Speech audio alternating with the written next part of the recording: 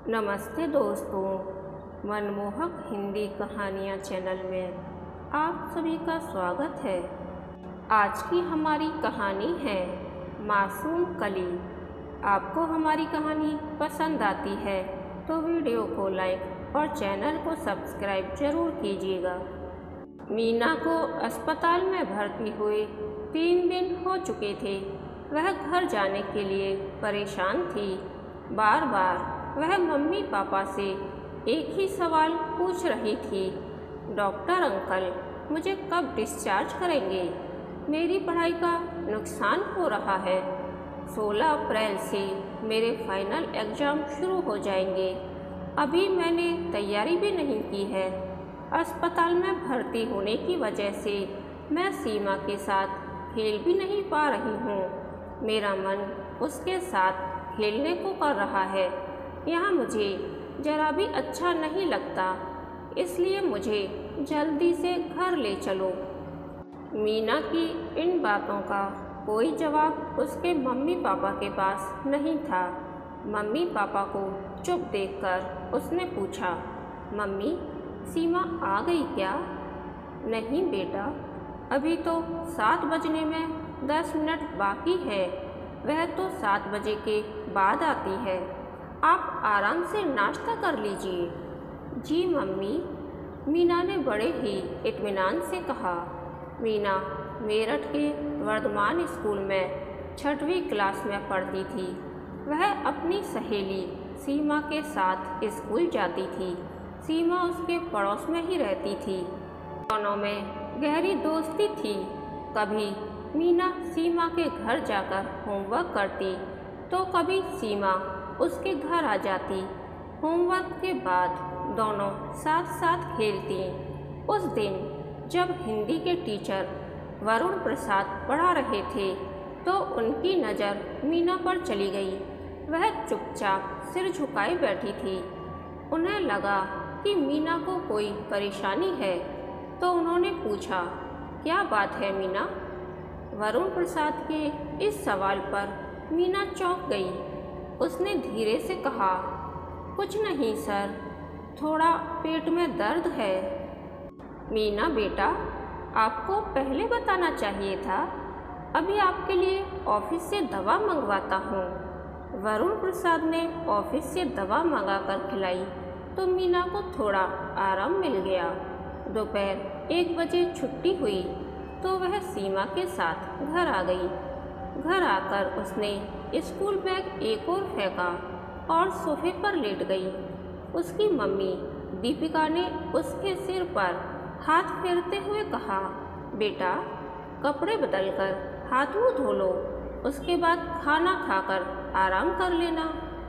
मुझे भूख नहीं है मम्मी, अभी कुछ भी खाने का मन नहीं हो रहा है। मीना ने कहा, बेटा थोड़ा खा लो, आज मैंने आपकी पसंद का खाना बनाया है। कहा ना मम्मी, मुझे भूख नहीं है। प्लीज़ मम्मी जिद मत कीजिए। मेरे पेट में दर्द हो रहा है, इसलिए खाने का मन नहीं हो रहा है। बेटा जब आपके पेट में दर्द हो रहा है तो आपको स्कूल नहीं जाना चाहिए था।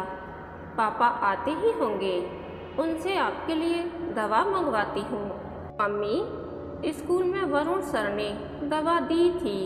दवा खाने के बाद थोड़ा आराम मिल गया था, लेकिन अभी फिर दर्द होने लगा है।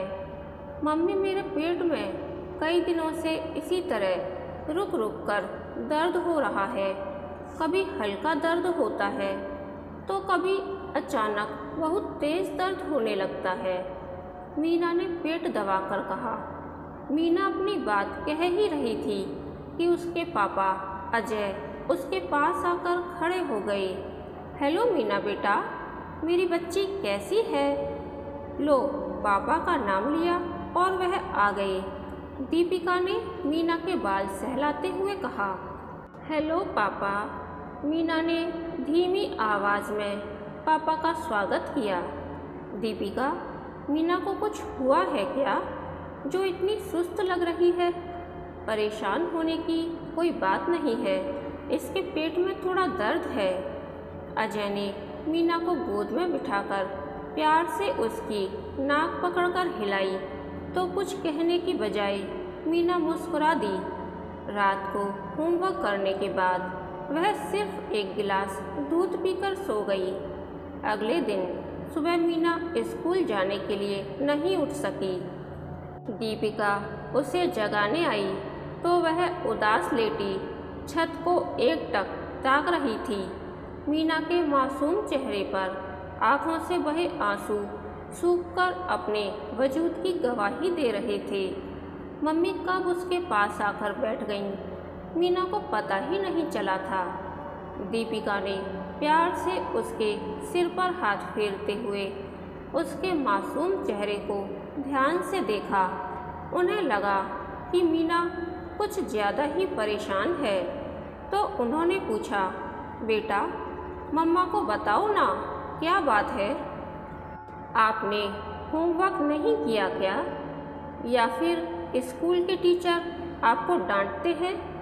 मम्मी, ऐसी कोई बात नहीं है, मैं अपना सारा काम कंप्लीट रखती हूँ, इसलिए मुझे कोई टीचर नहीं डांटता, मीना ने दबी आवाज़ में कहा। तो फिर क्या बात है बेटा? मम्मी, कुछ दिनों से मेरे पेट में दर्द रहता है, मेरा पेट भी पहले से बड़ा हो गया है। दीपिका ने मीना की फ्रॉक को ऊपर की ओर खिसकाकर उसके पेट को गौर से देखा तो उन्हें लगा कि शायद मीना के पेट में सूजन आ गई है।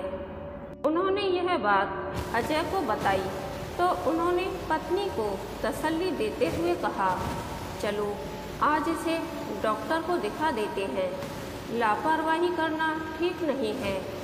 दीपिका, तुम इसे नाश्ता कराओ, तब तक मैं नहा धोकर तैयार हो जाता हूँ। ठीक 11 बजे अजय दीपिका और मीना को लेकर अस्पताल पहुँच गए। उन्होंने नंबर लिया और डॉक्टर सुमन जैन के चैम्बर के सामने पड़े सोफे पर बैठ गए।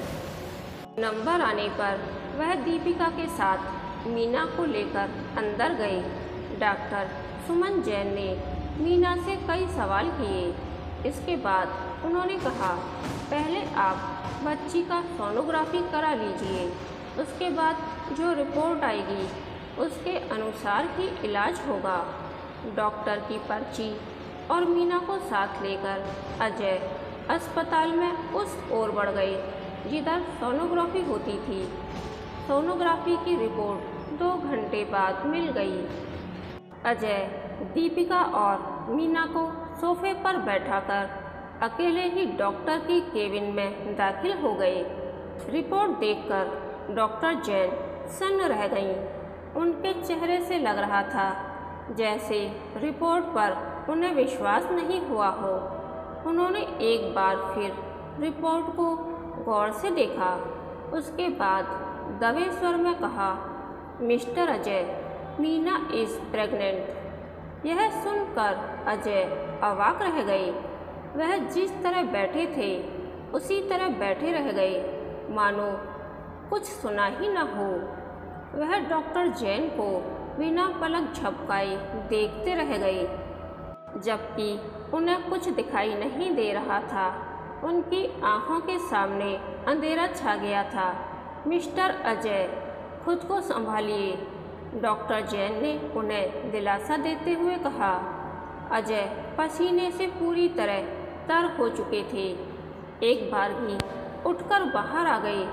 उनका हाल देखकर दीपिका सहम उठी। डरते डरते उन्होंने पूछा, रिपोर्ट देखकर क्या बताया डॉक्टर ने? अजय किस तरह बताते कि उनकी मासूम कली जैसी बेटी माँ बनने वाली है। वह निढाल होकर सोफे पर बैठ गई। क्या बात है जी? दीपिका ने बेचैनी से पूछा। आप बताइए ना, क्या हुआ है मेरी बच्ची को? आप बताते क्यों नहीं हैं? अजय की खामोशी दीपिका के दिल में नश्तर की तरह चुभ रही थी। पत्नी को बेचैन देखकर अजय ने रुंधी आवाज़ में कहा, घर चलकर बताता हूँ। 2 किलोमीटर का सफ़र पूरा होने में जैसे युग लग गया। इस बीच दीपिका के मन में न जाने कितने ख्याल आए। तरह तरह की आशंकाएं उसे परेशान करती रहीं। घर पहुंचकर अजय ने मीना को बिस्तर पर लेटाकर आराम करने को कहा। लेटने के बाद मीना ने पूछा, पापा, डॉक्टर आंटी ने क्या बताया? मेरे पेट का दर्द कब ठीक होगा? मेरे एग्ज़ाम होने वाले हैं। आप डॉक्टर आंटी से कहिए कि मुझे जल्दी से ठीक कर दें, वरना सीमा के नंबर मुझसे ज़्यादा आ जाएंगे। अजय ने मीना के सिर पर हाथ फेरते हुए कहा, बेटा, आप जल्दी ठीक हो जाओगी, घबराने की कोई बात नहीं है। दीपिका बड़ी बेसब्री से अजय का इंतज़ार कर रही थी। जैसे ही अजय उनके पास आए, उन्होंने बेचैनी से पूछा, डॉक्टर साहब ने क्या बताया है? क्या हुआ है मेरी बच्ची को? दीपिका की बाँह पकड़कर अजय ने कहा, आपको किस मुंह से अपनी बर्बादी की कहानी सुनाऊं? हम लोग लुट गए दीपिका, बर्बाद हो गए। हम किसी को मुंह दिखाने लायक नहीं रहे। डॉक्टर ने बताया है कि मीना 3 महीने की गर्भवती है। अजय का इतना कहना था कि दीपिका को ऐसा लगा कि सब कुछ घूम रहा है, आँखों के सामने अंधेरा छाने लगा है। वह गिरी और बेहोश हो गई। अजय उसके मुंह पर पानी के छींटे मारते हुए उसे होश में लाने की कोशिश करने लगे। कभी वह उनका मुंह पकड़कर हिलाते तो कभी कहते, उठो दीपिका, उठो, खुद को संभालो, वरना मीना का क्या होगा। कुछ देर में दीपिका उठी और पति के गले लगकर फफक फफक कर रोने लगी। पति पत्नी की समझ में नहीं आ रहा था कि यह सब कैसे हुआ। किसने मीना के साथ यह गंदा काम किया? रोते रोते दीपिका ने कहा, हमारी बेटी के साथ यह नीच हरकत किसने की? किसने मासूम कली को बेरहमी से मसल दिया? उस कमीने को हमारी मासूम बेटी पर जरा भी तरस नहीं आया। उसने हमें समाज में मुंह दिखाने लायक नहीं छोड़ा। इसके बाद आंचल से आंखें साफ करके दीपिका मीना के पास आ गई। प्यार से उसके सिर पर हाथ फेरते हुए कहा, बेटी मीना, अब तबीयत कैसी है? मम्मी, अब थोड़ा ठीक है, लेकिन बीच बीच में दर्द होने लगता है। मीना ने मासूमियत से कहा, डॉक्टर अंकल ने कहा है कि मीना बहुत जल्दी ठीक हो जाएगी। अजय ने दिल पर पत्थर रखकर मुश्किल से बेटी को समझाया। पति पत्नी में से किसी की हिम्मत नहीं हो रही थी कि मीना से किस तरह से इस मुद्दे पर बात करें, लेकिन बात तो करनी ही थी। आखिर दीपिका ने मीना से बड़े प्यार से पूछा, बेटा, आपके साथ स्कूल में किसी ने गलत काम किया है क्या? नहीं मम्मी, किसी ने मेरे साथ कोई गलत काम नहीं किया है। एक माँ बाप के लिए शायद दुनिया में सबसे बुरा सवाल यही होगा। खैर, काफ़ी समझाने बुझाने पर मीना ने बताया, अतुल भैया मेरे साथ गंदा काम करते थे। अतुल मीना की बुआ यानी अजय की बहन का बेटा था, इसलिए उसके घर आने जाने में किसी तरह की कोई पाबंदी नहीं थी। मीना के इस जवाब से पति पत्नी सिर थाम कर बैठ गए। घर का भेदी लंका ढाई। मीना को गले लगाकर दीपिका ने उसके कान के पास अपना मुंह ले जाकर लगभग फुसफुसाते हुए पूछा, बेटा, आपके साथ अतुल कब से यह गंदा काम कर रहा था? आपने मम्मी पापा को यह बात पहले क्यों नहीं बताई? मीना के आंसू नाजुक गालों से होते हुए दीपिका के कंधे को भिगो रहे थे। उसने सिसकते हुए कहा, मम्मी, आपको कैसे बताती अतुल भैया मुझे मार देते। वह मेरे साथ गलत काम करते थे। उसके बाद कहते थे कि किसी को कुछ बताया तो तेरा गला दबाकर जान ले लूँगा। मीना अभी भी उस बहशी को भैया कह रही थी। दीपिका ने पूछा, बेटा आपके साथ यह गंदा काम कब से हो रहा था? मम्मी, जब आप घर का सामान लेने बाजार जाती थी उसी बीच भैया आकर मेरे साथ ज़बरदस्ती करते थे। उसके बाद चॉकलेट देते। मैं चॉकलेट लेने से मना करती तो मुझे मारने की धमकी देते। किसी से कुछ बताने को भी मना करते थे। मम्मी, मैं बहुत डर गई थी, इसलिए आप लोगों को कुछ नहीं बता पाई। कोई बात नहीं बेटा, अजय ने खुद को झूठी दिलासा देते हुए कहा। सुनिए जी, अब क्या किया जाए? दीपिका ने पूछा। अब क्या होगा? कुछ भी हो, मैं इस वहशी को जिंदा नहीं छोड़ूंगा। इसके लिए चाहे मुझे जेल ही क्यों न जाना पड़े। अजय ने कहा। नहीं, पहले आप मीना के बारे में सोचिए। चलो डॉक्टर जैन को एक बार और दिखाएं और मीना का अबॉर्शन कराना जरूरी है। उसके बाद आगे की कार्रवाई करेंगे। यह भी ठीक रहेगा। अजय ने मर्जी के विपरीत हामी भरी। इसके बाद अस्पताल जाकर डॉक्टर जैन से मीना का गर्भ गिराने के लिए कहा तो डॉक्टर जैन ने कहा, देखिए मिस्टर अजय, यह पुलिस केस है, इसलिए पहले आप FIR कराएं, उसके बाद ही कुछ हो सकता है। डॉक्टर साहब, ऐसा अत्याचार मुझ पर मत कीजिए। मैं वैसे ही बहुत परेशान हूँ, अब आप भी परेशान ना करें, अजय ने गिड़गिड़ाते हुए कहा। देखिए, आप समझने की कोशिश कीजिए अजय जी। आपकी बेटी अभी कम उम्र में 3 महीने की गर्भवती हो गई है, इसलिए उसका एबॉर्शन नहीं किया जा सकता। उसकी जान को खतरा हो सकता है। डॉक्टर साहब, अब हम इस पाप का क्या करें? हम तो किसी को मुंह दिखाने लायक नहीं रहे। अजय जी, आप समझने की कोशिश कीजिए। ऐसा करने से मीना की जान जा सकती है, फिर यह गैरकानूनी भी है। सो आई एम सॉरी। डॉक्टर सुमन जैन ने हाथ खड़े कर दिए।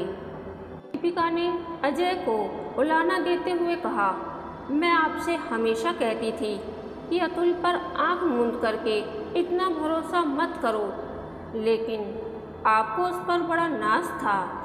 आप हमेशा मेरी बातों को नज़रअंदाज करते थे। दीपिका, अब बस भी करो, मैं वैसे ही बहुत परेशान हूँ। मुझे क्या पता था कि वह मेरे भरोसे का इतना बुरा सिला देगा। चलो, मैं तुम्हारी बात मानता हूँ कि अगर अतुल को इतनी छूट ना देता तो आज हमें यह दिन ना देखना पड़ता।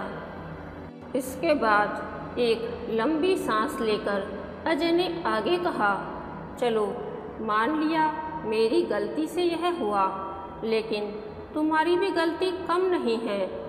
मीना को प्रेग्नेंट हुए आज पूरे 3 महीने हो गए हैं और तुम्हें इसकी जरा भी भनक नहीं लग सकी। दीपिका, मैं तो पूरा दिन ऑफिस में रहता हूँ, लेकिन तुम भी तो मीना का ध्यान नहीं रख पाई। उस दरिंदे के भरोसे मीना को अकेली छोड़कर क्यों बाजार चली जाती थी? तुम्हें मीना से हर तरह की पूछताछ करनी चाहिए थी। तुम उसकी माँ होने के साथ उसकी सखी सहेली भी हो। सुनो दीपिका, होनी को कोई नहीं डाल सकता, लेकिन सावधानी जरूरी है। हर किसी पर भरोसा नहीं करना चाहिए, चाहे कोई कितना ही सगा रिश्तेदार क्यों ना हो। अजय ने कोर्ट से मीना का गर्भपात कराने की इजाज़त लेकर मीना का गर्भपात कराया। अतुल के खिलाफ थाने में विभिन्न धाराओं के अंतर्गत मुकदमा दर्ज कराया और अपना ट्रांसफ़र दूसरी जगह करवाकर एक नए जीवन की शुरुआत की।